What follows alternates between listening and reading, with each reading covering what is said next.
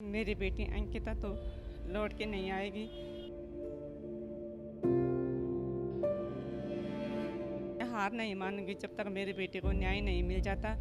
एक बेटी जिसका सपना था नौकरी करूं और माँ बाप को पहली सैलरी दूं, उसने कभी नहीं सोचा होगा कि उसकी पहली सैलरी मिलने से पहले ही उसके साथ एक ऐसी दर्दनाक घटना हो जाएगी जो पूरे प्रदेश को झकझोर कर रख देगी। जी हाँ, हम बात कर रहे हैं अंकिता भंडारी की। आज के ये दिन वो हम सबको छोड़कर चली गई थी। पूरे 1 साल हो चुके हैं। आज भी वो दिन याद है जब ग्राउंड पर कवरेज के लिए हम खुद वहां पर मौजूद थे, हमारी टीम वहां पर मौजूद थी। अंकिता की माँ की चीख चीख कर रोने की आवाज मेरे कानों तक पहुंच रही थी। एक बेटी को खोने का दर्द शायद हम शब्दों में बयान ना कर पाए, वो माँ का दिल ही जानता है। आज 1 साल हो गया है, लेकिन वो माँ आज भी उसी दर्द में है। उस माँ के आंसू अब तक नहीं थम सके हैं। मैंने अंकिता की चिता अपने सामने जलती देखी। वो सिर्फ चिता नहीं जल रही थी, उसमें अंकिता के सपने भी जल गए। और इसी दिन पूरा प्रदेश आक्रोश में था। लोग सड़कों पर न्याय के लिए प्रदर्शन कर रहे थे। तब का दिन है और आज का दिन है। प्रदेश आज भी आक्रोश में है और आज भी न्याय की आस लगाए बैठा है। अंकिता के माँ बाप हर दिन इसी आस में है कि कब उनकी बेटी को न्याय मिलेगा। आज हम बात करेंगे कि 1 साल में इस केस में क्या कुछ हुआ, अंकिता के माता पिता आज क्या कह रहे हैं, ये सब हम आपको बताएंगे। 18 सितंबर 2022 में गंगा भोगपुर स्थित वरंतरा रिसोर्ट से अंकिता लापता हो गई थी। 24 सितंबर 2022 को चीला पावर हाउस की शक्ति नहर से अंकिता का शव मिला था। 19 सितंबर 2022 को सबसे पहले पुल के तारे ने राजस्व पुलिस में अंकिता की गुमशुदगी की रिपोर्ट दर्ज करवाई। 22 सितंबर 2022 को जिलाधिकारी पौड़ी के निर्देशों पर जांच पटवारी से हटाकर रेगुलर पुलिस को सौंप दी गई थी। 23 सितंबर 2022 को पुलिस ने पुल के तारे सौरभ भास्कर, अंकित सहित तीनों अभियुक्तों को गिरफ्तार करके कोटद्वार न्यायालय में पेश किया, जिसके बाद उन्हें न्यायालय के आदेशों पर जेल भेज दिया गया था। तब से तीनों ही आरोपी जेल में बंद हैं। तीनों आरोपियों के खिलाफ 302, 120B और 201 के सहित मानव तस्करी, देह व्यापार की धाराओं के साथ कोर्ट में चार्जशीट दाखिल की गई थी, जिस पर सुनवाई जारी है। अंकिता हत्याकांड में SIT के द्वारा कुल 97 गवाह बना गए थे और अब तक इनमें से 20 गवाहों की गवाही हो चुकी है। अगली सुनवाई 22 सितंबर को होनी है, जिसके लिए 2 गवाहों को कोर्ट ने समन भेजा हुआ है। वहीं पूर्व में अंकिता हत्याकांड में सरकार की ओर से जितेंद्र रावत को सरकारी वकील नियुक्त किया गया था, लेकिन अंकिता के परिजनों ने सरकारी वकील पर आरोप लगाया था कि अदालत में मामले की कमजोर पैरवी वो कर रहे हैं, जिसके बाद से सरकारी वकील को बदल दिया गया और उनकी जगह पर अधिवक्ता अवनीश नेगी को सरकारी वकील नियुक्त किया गया। ये तो भ्रांति है लोगों में कि उनको सज़ा नहीं मिलेगी। सज़ा ज़रूर मिलेगी। जिसने अपराध किया है तो सज़ा का पात्र भी है। तो शुरू से ही ये था कि भाई सज़ा मिलनी चाहिए, लेकिन ऐसी सज़ा मुकर्रर होनी चाहिए इनके लिए कि सारे समाज के लिए एक मैसेज, अच्छा मैसेज जाए। वहीं प्रदेश के CM पुष्कर सिंह धामी ने पौड़ी के राजकीय नर्सिंग कॉलेज डोप श्रीकोट का नाम अंकिता भंडारी के नाम पर रखने का फैसला लिया है। इसके बाद से अंकिता के पिता वीरेंद्र भंडारी ने उत्तराखंड तक से बातचीत की और कहा कि वो लंबे समय से शासन और प्रशासन से इसी की मांग कर रहे थे और लंबे प्रयासों के बाद सरकार ने उनकी इस बात को सुना है और उन्हें इस बात की जानकारी भी मिली है कि सरकार ने फैसला ले लिया है कि कॉलेज का नाम अंकिता भंडारी के नाम से रखा जाएगा।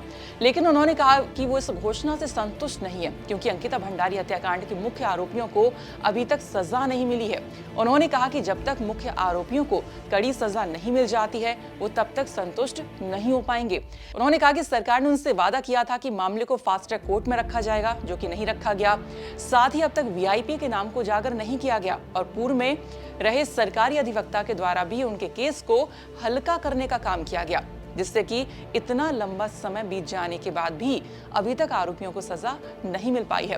उन्होंने ये भी सरकार से गुहार लगाई है कि जल्द से जल्द उन सभी आरोपियों के खिलाफ कड़ी कार्रवाई की जाए जो पूरे मामले में संलिप्त हैं। पौड़ी श्रीनगर मोटर मार्ग पर स्थित नर्सिंग कॉलेज डोप श्रीकोट का नाम अब अंकिता भंडारी के नाम से जाना जाएगा। प्रदेश सरकार की ओर से यह फैसला लिया है और प्रदेश के मुख्यमंत्री पुष्कर सिंह धामी की ओर से इसकी घोषणा भी की गई है। अब नर्सिंग कॉलेज जो डोप श्रीकोट है वो अंकिता के नाम से जाना जाएगा। इसको लेकर परिवार वाले कितने संतुष्ट हैं और इस पर उनका क्या कहना है, इसको लेकर आज हम अंकिता के गाँव पहुँचे हैं।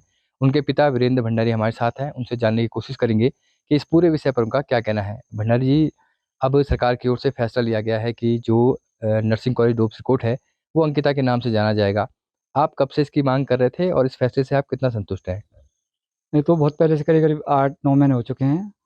और उसी समय से एक मांग थी कि भाई जो डोप सिरकोट में नर्सिंग कॉलेज है वो अंकिता नाम से किया जाए। तो फिर मैं कई बार डीएम साहब के यहाँ जाता रहा, वहाँ पे मैं ज्ञापन भेजता रहा। तब जाके कल सीएम साहब ने नर्सिंग कॉलेज जो डोप सिरकोट है उनको अंकिता के नाम से कर दिया गया है। और अभी तो हम इतने संतुष्ट हैं नहीं, क्योंकि हमें जब तक न्याय नहीं मिलेगा तब तक तो हम संतुष्ट नहीं होंगे। जब तक इन 3 दरिंदों को फांसी की सज़ा नहीं होती तब तक तो हम संतुष्ट नहीं हैं। और फिर उसके बाद हमने हमारी जो मांगें थी, एक तो इन तीनों का दरिंदों का नार्को टेस्ट किया जाए, सीबीआई से जांच की जाए, और वीआईपी का जो एसआईटी के द्वारा अभी वेट लिस्ट में रखा गया है और अभी तक वीआईपी जो है नाम उजागर नहीं किया। और वीआईपी की हमें पूरा पूरा संदेह है कि एसआईटी ने जो चार्जशीट बनाई है और हमारे गवाह बनाए हैं उन्हीं में से वीआईपी है। तो अंकिता के नाम से अभी कॉलेज जाना जाएगा, इसके साथ ही यहाँ पर सड़क, पानी, कई समस्याएं भी थी। इसको लेकर भी कभी सरकार से बात हुई आपकी? अब सड़क पानी तो ऐसा है कि ये तो एक सार्वजनिक चीज़ है। लड़की तो मेरी गई है। अब जो जैसे हमारी पहली मांग थी कि भाई मेरे लड़के को सरकारी नौकरी दो, अभी तक इन्होंने सरकारी नौकरी नहीं दी। तो हमारी जो व्यक्तिगत थी, पहले सबसे पहले तो वो मांग पूरी होनी चाहिए। और विशेषतर ये है कि जो कोर्ट में जो अब सीएम साहब ने जो यहाँ पे घोषणा की थी उस दिन, जिस दिन मेरे घर में आए थे कि फर्स्ट डे के तहत हियरिंग होगी, वो अभी तक हुई नहीं। 1 महीने में ज़्यादा 2-3 गवाहों के बयान हो रहे हैं। ये क्या है, क्या हुआ है? परेशानी है कि आज 2 गवाह, 1 महीने 2 गवाह, कभी 3 गवाह, ऐसे-ऐसे में तो न जाने कितने महीने साल गुज़र जाएँगे। हाँ, हमें तो ये चाहिए कि जल्दी-जल्दी हमें न्याय मिले, इन तीनों को फांसी की सज़ा मिले। तो ये अंकिता भंडारी के पिता थे, जिनका साफ तौर पर कहना है कि वो सरकार से पहले से ही मांग कर रहे थे कि ये जो नर्सिंग कॉलेज है इसका नाम उनकी बेटी अंकिता भंडारी के नाम से जाना जाए। साथ ही उनकी ये भी मांग है कि तकरीबन 1 साल बीतने को है इस पूरे मामले को, और जो उनकी मांगे थी कि इस पूरे केस को फास्ट ट्रैक कोर्ट पर रखा जाए, जल्द से जल्द सुनवाई हो और जो इसके मुख्य आरोपी हैं उनको कड़ी से कड़ी सज़ा मिले। लेकिन लंबा समय बीत जाने के बाद भी अभी तक इस पूरे केस का निष्कर्ष निकल कर नहीं आया है, जिसको लेकर परिजन लगातार सरकार से मांग कर रहे हैं कि इस पूरे केस का जल्द निष्कर्ष निकल सके। 18 सितंबर को अंकिता भंडारी हत्याकांड को 1 वर्ष पूर्ण होने पर न्याय की लड़ाई लड़ रही अंकिता भंडारी की माताजी सोनी देवी ने फूट फूट कर रोते हुए कहा कि पुल के तारे को ऐसी सजा मिले कि बेटियों को डर ना लगे, पढ़ाई कर सकें और कुछ बन सकें। उन्होंने कहा कि पुल के तारे ने कोर्ट में उन्हें गालियां दी और डराने की कोशिश की। साथ ही कहा कि सजा अंकिता के परिवार को मिल रही है, ना कि अंकिता के गुनहगारों को। 1 वर्ष पूर्व एक ऐसी वारदात हुई जिसने पूरे देश को झकझोर कर रख दिया, अंकिता भंडारी मर्डर केस। इस केस ने पूरे देश को हिला दिया और उत्तराखंड, जो कि अपनी शांत वादियों के लिए जाना जाता है, पूरी तरीके से टूट गया और सड़कों पर आ गया। आज इस केस को 1 साल हो चुका है और 18 तारीख की रात को जिस तरह से पुलिस और एसआईटी के बयान हैं, अंकिता भंडारी की हत्या कर दी गई थी। हमारे साथ आज बातचीत के लिए मौजूद हैं अंकिता की माताजी सोनी देवी, उनसे बात करते हैं। साथ में हमारे साथ पत्रकार आशुतोष नेगी जी भी मौजूद हैं, जो लगातार इस केस में शुरू से आवाज़ उठाते आ रहे हैं और आज भी भंडारी परिवार के साथ खड़े हैं और लगातार इस केस की पैरवी कर रहे हैं। तो पहले माता जी से बात करते हैं। 1 वर्ष पूर्व आपने अपनी बेटी को खोया, आज 1 वर्ष हो चुका है और न्याय की लड़ाई अभी भी जारी है। अंकिता की माताजी सोनी देवी 1 साल में कितना बदल गई और कहाँ तक आ गई? मैं तो वहीं पे हूँ जहाँ पे मतलब मेरे को तो आज भी यही लगता है कि आज ही क्या दिन होगा जब बेटी के साथ ऐसा हुआ। मैं बयान नहीं कर पाती हूँ अपने दर्द को। मैं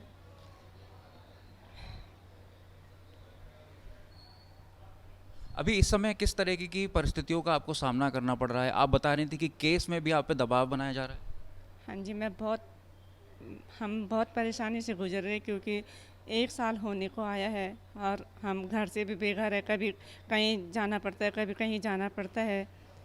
बहुत मतलब जो सज़ा पुलकित को मिलनी चाहिए तो वो हमें मिल रही है, क्योंकि एक तो उन्होंने मेरी बेटी के साथ इतना बड़ा अत्याचार किया और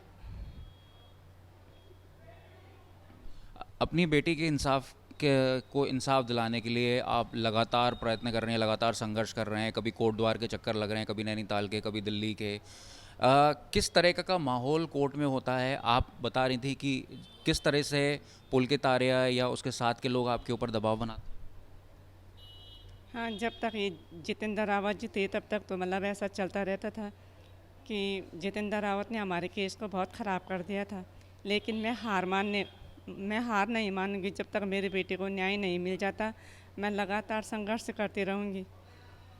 मैं चाहती हूँ कि पुलकित को ऐसी सज़ा मिले कि जो 1000 बार सोचे ऐसे करने से पहले कि जो सज़ा पुलकित को मिले और दोबारा मतलब कोई ऐसा घिनौना काम ना कर सके किसी लड़के के साथ। और आज भी मैं यहाँ पे इसीलिए आई कि मेरी बेटी अंकिता तो लौट के नहीं आएगी, लेकिन जो और बेटियाँ हैं पढ़ना चाहती है, कुछ करना चाहती है और मेरी बेटी के जैसे उनके सपने हैं, मैं चाहती हूँ कि मेरी बेटी अंकिता तो उन सपनों को पूरा नहीं कर पाई, पर वो बेटियाँ जो अभी पढ़ना चाहती हैं वो उन सपनों को पूरा करेगी।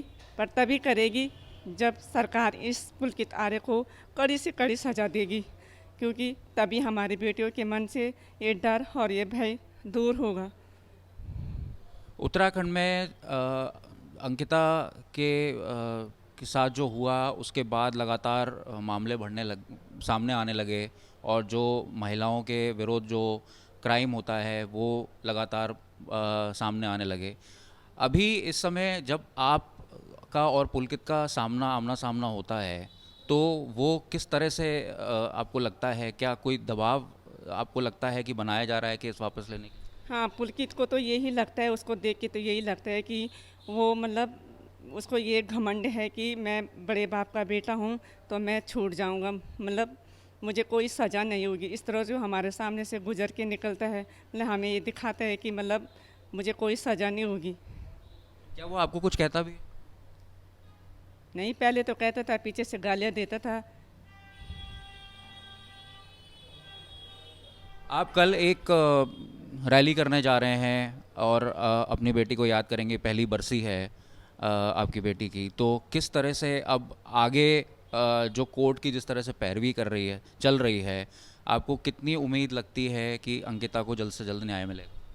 मुझे कोर्ट से बहुत बड़ी उम्मीद है कि जो अब हमारे जो वकील हैं और हमारे जो न्यायाधीश मतलब जो भी न्याय के अधिकारी हैं, मुझे उनसे बहुत बड़ी उम्मीद है कि वो मेरे बेटे को न्याय ज़रूर दिलाएंगे।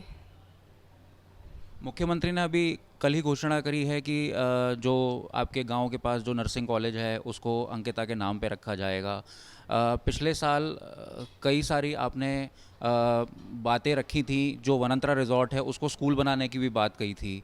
तो क्या लगता है आपको कि मुख्यमंत्री आपकी बातों को सुन रहे हैं या उन तक आपकी बातें पहुंच पा रही हैं? अब देखो, तब कल हमने भी सुना है कि मतलब मुख्यमंत्री जी ने ये घोषणा की है कि अंकिता के नाम पे नर्सिंग कॉलेज मतलब बनेगा, पर जब तक वहाँ पे मेरी बेटी के नाम से वो नर्सिंग कॉलेज नहीं बन जाता तब तक मुझे कोई मतलब यकीन नहीं है, क्योंकि उन्होंने पहले भी हमसे बहुत सारे बातें की थी कि मतलब बहुत सारे घोषणाएं की थी, लेकिन उसमें से कोई कुछ भी अभी ऐसा हुआ नहीं जिससे मतलब मैं ये उम्मीद कर सकूं। जब तक वो नर्सिंग कॉलेज उसके नाम से नहीं हो जाता तब तक मैं यकीन कैसे करूं? क्या अंकिता के भाई को नौकरी मिल पाई? नहीं, अभी अंकिता के भाई को कोई नौकरी नहीं मिली। अभी किस तरह से आप गुजर बसर कर रहे हैं, क्योंकि नौकरी नहीं है, अंकिता इकलौती कमाने वाली थी आपके घर में, आपका स्वास्थ्य भी लगातार गिर रहा है, तो किस तरह से आप इन चीज़ों से निपट पा रहे हैं, परिस्थितियों से कैसे लड़ पा रहे हैं? बस ऐसे जैसे दिन गुजर रहे बस। वहीं पत्रकार आशुतोष नेगी ने कहा कि हमारी मांग है कि जांच सीबीआई को दी जाए, क्योंकि अभी तक नार्को वीआईपी को लेकर सस्पेंस बना रखा है। आशुतोष नेगी ने यमकेश्वर की विधायक रेणु विष्ट पर भी सवाल उठाए हैं। हमारे साथ पत्रकार आशुतोष नेगी हैं, लगातार शुरू से ही जिन्होंने अंकिता के लिए आवाज़ उठाई थी। जब अंकिता लापता हुई थी तो पहले दिन से ही लगातार रिपोर्टिंग कर रहे थे और आवाज़ उठा रहे थे। पौड़ी में भी इन्होंने लगातार आवाज़ उठाई, जिसके बाद ये पूरा मामला पूरे देश में आग की तरह फैल गया और आज जो स्थिति है वो हमारे सामने है कि किस तरह से इंसाफ की लड़ाई जो है लगातार जारी है। तो आशुतोष नेगी जी से पूछेंगे। नेगी जी, सबसे पहले तो केस अभी कहाँ तक पहुँचा है? 500 पेज की चार्जशीट थी, करीब 97 इसमें गवाह हैं, 20 लोगों की गवाही हो पाई है। वीआईपी का अभी भी सवाल जो है जस का तस बना हुआ है। तो केस आगे किस तरह बढ़ रहा है? और ये वीआईपी का जो मामला है, जिसको प्रेसिडेंशियल स्वीट भी बताया गया, ये बोला गया कि कमरा है, तो इसकी गेस्ट लिस्ट भी अभी तक सामने नहीं आई है। तो इस केस को किस तरह से देख रहे हैं? देखिए, अभी जो कोर्ट में केस चल रहा है वो कोटद्वार में, सेशन कोर्ट में कोटद्वार में केस चल रहा है। और अभी मेरे ख्याल से 20 या 22 गवाही हो चुकी हैं। तो जो की विटनेस थे लगभग सारे ही हो गए हैं। उसमें पुष्पदीप रह रखा है अभी, और आने वाले समय में पुष्पदीप के बयान भी हो जाएंगे। बीच में थोड़ा सा व्यवधान आ रहा था क्योंकि जो वहाँ पे वकील पैरवी कर रहे थे, जो विशेष लोक अभियोजक थे, उनके स्तर से दिक्कतें हो रही थी, तो वो उनको बदल दिया गया है। तो अब जो वहाँ पे नए विशेष लोक अभियोजक आए हैं, अवनीश नेगी जी, वो भी एक वरिष्ठ अधिवक्ता हैं और उनको अच्छा अनुभव है, अच्छे मतलब जो क्राइम के मुकदमे हैं उनमें उन्हें काफ़ी सज़ा भी करवाई है। तो अभी ठीक ट्रैक पे आ गया है मुकदमा। बीच में दिक्कत ज़रूर थी, लेकिन अभी बहुत सारे चैलेंजेस हैं हमारे पास। एक तो बड़ा चैलेंज ये है कि जब शुरू में चार्जशीट वहाँ पे कोटद्वार में दाखिल हुई और गवाही शुरू भी नहीं हुई थी, उससे पहले एक महत्वपूर्ण सेक्शन हटा दिया गया चार्जशीट से, 120B + 34 उसमें जो है, जो क्रिमिनल कंस्पिरेसी का है, जिसे मतलब आप कहेंगे कि SIT की उसमें ये था कि इरादतन हत्या हुई थी। मतलब एक मोटिव लेके गए थे और इन्होंने इस मोटिव से गए कि इसको धक्का देना है, तो उस सेक्शन को हटा दिया था। और निश्चित रूप से अब ये बात स्पष्ट हो गई है कि जो उस दौरान विशेष लोक अभियोजक रहे, उनकी तरफ से कहीं ना कहीं हीला हवाली रही होगी, नहीं तो शुरुआती दौर में ही इस तरह से सेक्शन का हट जाना एक गले से नहीं उतरता। तो अभी तो चैलेंज ये है कि उस सेक्शन को 120B और 34 जो उसके साथ है, उसे हाई कोर्ट में दोबारा से वहाँ पे बात को रख के उस सेक्शन को दोबारा से मुकदमे में जुड़वाना। एक चुनौती ये है क्योंकि जिस कोर्ट ने उस सेक्शन को हटाया था वो जोड़ेगा नहीं। अब वो जो एप्लीकेशन जो अभी वकील है उन्होंने लगाई भी थी, वो खारिज हो गई। तो एक चुनौती ये है कि उस सेक्शन को जुड़वाना, जिससे ये मुकदमा दोबारा से उसी ट्रैक पे आ जाए कि ये इरादतन हत्या थी, ये गैर इरादतन हत्या नहीं थी। तो ये तो लोअर कोर्ट की स्थिति है। दूसरा, हाई कोर्ट में क्या है कि हाई कोर्ट में अभी जो है पुलकित आर्य वहाँ पे अपनी बेल लेने के लिए कंटिन्यूसली वहाँ पे अप्रोच करता है। और क्योंकि मुकदमा पुलकित आर्य वर्सेस स्टेट है, हम इसमें डायरेक्ट पार्टी नहीं है, तो हमें पता ही नहीं चलता है। तो अभी हमने वहाँ पे अपने एडवोकेट भी खड़े कर दिए हैं, प्राइवेट काउंसिल, जिससे कि ये बेल लेने जाए तो वहाँ पे अपोज किया जाए। क्योंकि जो सरकारी वकील हैं उनका इस तरह का रवैया है नहीं कि मतलब वो चाहते हैं कि उसकी बेल खारिज ना हो। एक तो बेल को लगातार वो प्रयत्न कर रहा है, दूसरा नार्को पर जो स्टे है, उसने नार्को पे स्टे लिया हुआ है। नार्को के लिए राज्य सरकार ने ही कहा था कि नार्को टेस्ट करवाएंगे, लेकिन उसमें भी स्टे लिया हुआ है। और राज्य सरकार के जो वकील हैं उनका कोई प्रयास ऐसा नहीं है कि उस स्टे को खारिज करके नार्को टेस्ट हो जाए। तो फिर ये हाई कोर्ट की स्थिति है। और सुप्रीम कोर्ट में जो CBI इन्वेस्टिगेशन के लिए जो आप भी कह रहे हैं कि वो VIP को इन्होंने कमरा बता दिया है, और SIT की जांच में बोला गया है कि भाई VIP नाम की कोई चीज़ ही नहीं थी। तो अब वो सुप्रीम कोर्ट में पेंडिंग है। कोशिश ये है कि जल्दी से जल्दी उसमें कोई फैसला आ जाए, क्योंकि लोअर कोर्ट में अगर ज़्यादा मुकदमा प्रोसीड कर गया तो उसके बाद CBI इन्वेस्टिगेशन का कोई सेंस नहीं रह जाएगा। तो अभी कोशिश ये है, जो वहाँ पे हमारे काउंसिल हैं उन्होंने कहा है कि सितंबर के महीने, इसी महीने लिस्ट होगा। तो अब देखिए अब क्या होता है। वहाँ से अगर CBI के लिए हो जाता है तो ये जो सवाल हम पूछ रहे हैं, ये सारे सवाल हमने अपनी एप्लीकेशन में वहाँ लगा रखे हैं कि किस तरह से रिजॉर्ट तोड़ा गया, किस तरह से बार बार वहाँ आग लग जाती है, किस तरह से वहाँ पे जो है इस कमरे को वो बता दिया जाता है कि कमरा VIP है, जो इनका इन्वेस्टिगेशन है। अगर कमरा VIP है, अगर उसको कमरा बता रहे हैं तो उसकी गेस्ट लिस्ट भी सामने नहीं आती। गेस्ट लिस्ट सामने नहीं है, और जिन लोगों को हमने कहीं ना कहीं एक्सपोज किया है कि ये लोग आए थे, तो गवाही जो वहाँ पे पड़ी है अभी तक, उन लोगों ने ये भी बताया था उन गेस्ट के साथ बाउंसर्स थे, उनके पास गन थी, उनके पास कैश था, तो कोई सामान्य गेस्ट तो नहीं थे। तो अब देखिए, अगर CBI इन्वेस्टिगेशन होगा, और जिस तरह से लोअर कोर्ट में बयानों में बात आई है कि उस रिजॉर्ट में बहुत कुछ गलत हो रहा था अंकिता के साथ, और उस पे कोई रोशनी नहीं डाली एसआईटी के इन्वेस्टिगेशन ने। एसआईटी ने सिंपल जो अक्यूज़ की थ्योरी है कि हम अपनी इज्जत बचाने को, अपने रिजॉर्ट की बदनामी से बचाने के लिए उसे ले गए और वहाँ धक्का लग गया, उस थ्योरी पे चल रही है एसआईटी। जबकि वो पूरी कहानी नहीं है। पूरा सच ये है कि उससे पहले बहुत कुछ गलत हो रहा था, और जब अंकिता ने बात कही, इस तरह की धमकी दी कि मैं अब तुम्हें बोलूँगी, लोगों के सामने चीज़ें लेके आऊँगी कि तुम यहाँ पे क्या क्या करते हो, और संभवतः उसे वीआईपी का नाम भी पता रहा हो। तो इन सारी चीज़ों को लेके ही कहीं ना कहीं जो है उसकी हत्या की गई है। अगर सीबीआई इन्वेस्टिगेशन होता है तो उम्मीद की जा सकती है कि अगर वो ईमानदारी से काम करते हैं तो कहीं ना कहीं उस वीआईपी का नाम खुल पाएगा। क्योंकि हम कितनी भी चर्चा करते रहें, जब तक कोई इन्वेस्टिगेटिंग एजेंसी जांच नहीं करेगी, प्रॉपरली ईमानदारी से जांच नहीं करेगी, तब तक हम कितना भी मीडिया में हो हल्ला मचा लें, हम वीआईपी को एक्सपोज नहीं कर पाएंगे। क्योंकि वो वीआईपी इस तरह का व्यक्ति है जो कहीं ना कहीं मुझे लगता है कि राज्य सरकार के या केंद्र सरकार के कहीं ना कहीं वो नज़दीक ज़रूर है, नहीं तो उसे बख्शा नहीं जाता। इस पूरे केस में पुष्पदीप एक अहम गवाह है और पुष्पदीप के अनुसार उसने उस वीआईपी को देखा था। तो क्या एक कोशिश नहीं की गई कि एक स्केच बनवाया जाए या उसकी तलाश की जाए पुष्पदीप के जो बयान है उसके उस पर? पुष्पदीप ने जिस वीआईपी को देखा था उसको तो हमने जान लिया है वो कौन है। उसका नाम धर्मेंद्र प्रधान है और उसे 91 नंबर का गवाह बना रखा है एसआईटी ने। तो एसआईटी का ये कहना है कि उसके खिलाफ ऐसी कोई चीज़ निकल के नहीं आई कि उसे हम अक्यूज़ माने। वो धर्मेंद्र प्रधान नाम का व्यक्ति कोई प्रॉपर्टी डीलर है जो गौतम बुद्ध नगर का रहने वाला है। उसके साथ कुछ और प्रॉपर्टी डीलर भी वहाँ पे आए हुए थे जिनके पास हार्ड कैश, गन साथ में लेकर चलने की बात और बाउंसर्स चलने की बात आई है, लेकिन उस पर कोई रोशनी एसआईटी ने नहीं डाली है। इसीलिए हम कह रहे हैं कि अगर इसमें सीबीआई इन्वेस्टिगेशन करेगी तो शायद कुछ सच्चाई निकले कि आखिरकार वो वीआईपी कौन था और इन लोगों का क्या मकसद था। जो लोग वहाँ पे गन लेके आ रखे थे, कैश लेके आ रखे थे, बाउंसर्स लेके आ रखे थे, वो कोई सामान्य गेस्ट नहीं थे। तो ये सवाल हमने अपनी पिटिशन में रखा है ऊपर सुप्रीम कोर्ट में, और अगर वहाँ से सीबीआई के लिए डायरेक्शन हो जाते हैं, कौन जाने कि वीआईपी का नाम भी खुल जाए। अब इसमें आगे क्या आपकी रणनीति रहेगी? जिस तरह से मशाल जुलूस भी निकाल रहे हैं, किस तरह से आगे केस को जीतने के लिए या अंकिता को इंसाफ दिलाने के लिए क्या क्या तैयारियां हैं आपके पास? क्योंकि लगातार तीनों कोर्ट्स में इस केस को अभी ये पैरवी हो रही है, विचाराधीन है, चाहे वो जिला कोर्ट हो या फिर हाई कोर्ट हो या फिर सुप्रीम कोर्ट हो। देखिए, हमारी जो कानूनी लड़ाई तो देखिए कोर्टों में ही लड़ी जाएगी।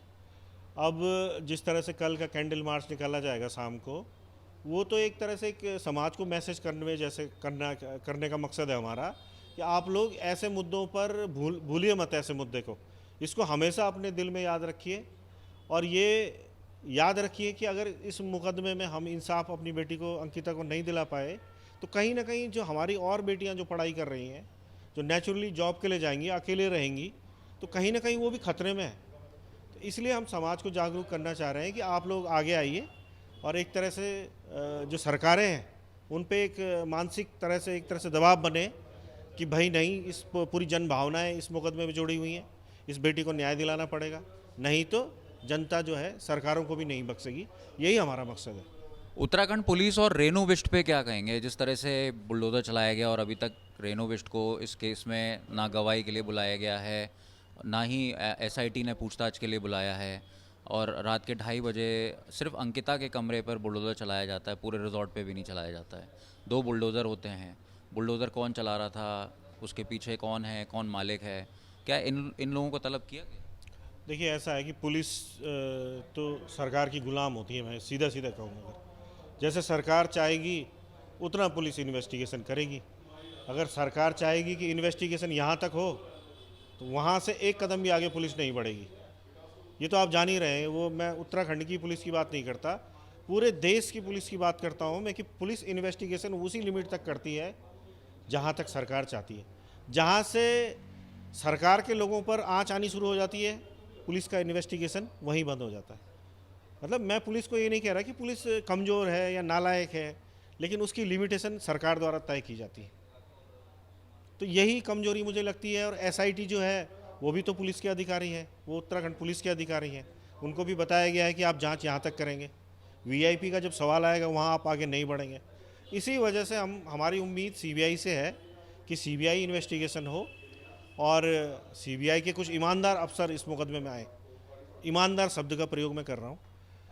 जब तक कोई ईमानदार जुनूनी अफसर सीबीआई का इस मुकदमे को नहीं देखेगा तब तक वीआईपी का पता नहीं लग पाएगा। और इसीलिए सीबीआई के लिए हम कोशिश कर रहे हैं। वो अब सुप्रीम कोर्ट के फैसले पर निर्भर करता है कि क्या होगा। ठीक है, तो हमने बातचीत करी अंकिता भंडारी की माता जी से और पत्रकार आशुतोष नेगी जी से, जो लगातार संघर्ष कर रहे हैं कि अंकिता भंडारी को इंसाफ मिल सके। अभी तक जो तथ्य सामने आए हैं उसमें जो बड़ा सवाल है वीआईपी को लेकर, उसको लेकर कोई भी एक ठोस चीज़ सामने नहीं आ पाई है, जिसको लेकर केस में अभी तक असमंजस बना हुआ है। आज 1 साल के बाद भी अंकिता को न्याय नहीं मिल सका है। उम्मीद करते हैं कि जल्द उसे न्याय मिले और अंकिता के माँ बाप का दर्द थोड़ा कम हो सके। नमस्कार।